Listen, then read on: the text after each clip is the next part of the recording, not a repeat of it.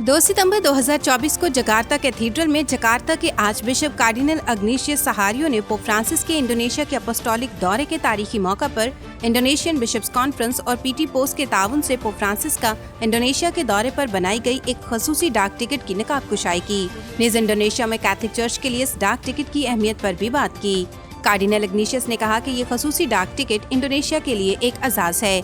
इसे पूरे मुल्क में वसी पैमाने पर तकसीम किया जाएगा और हम उम्मीद करते हैं कि ये डाक न सिर्फ खुद फैलेगी बल्कि इंडोनेशिया में कैथलिक चर्च की हमायत में हुकूमत के किरदार को जाहिर करने, पोप फ्रांसिस की मौजूदगी का जश्न मनाने और हमारी तारीख में पोप के तीसरे दौरे के पैगाम का इजहार भी है। उन्होंने इस उम्मीद का इजहार किया कि पोप फ्रांसिस का दौरा मोमिनीन में ईमानी मजबूती का बाइस होगा। इस दौरे के जरिए हमें एक साथ मिलकर एक कलीसिया के तौर पर आगे बढ़ने में मदद मिलेगी, भाईचारे को फरोग मिलेगा जो इल्फाज से बालातर होकर ठोस इकदामात से जाहिर होगा। आखिर में उन्होंने मोमिनीन के बड़े पैमाने पर ताउन के लिए इजहार तशक्कुर किया और तकरीब की कामयाबी के लिए दुआओं की दरख्वास्त की। याद रहे, पोप फ्रांसिस इंडोनेशिया दौरा करने वाले तीसरे पोप हैं। यकीनन ये दौरा बैनुल मज़ाहब मुकालमे की अहमियत, मुख्तलिफ सकाफ़तों और मज़ाहब में अमन और इफ़हाम व तफ़हीम को फ़रोग़ देने के लिए पोप फ्रांसिस के अज़्म की वज़ाहत करता है।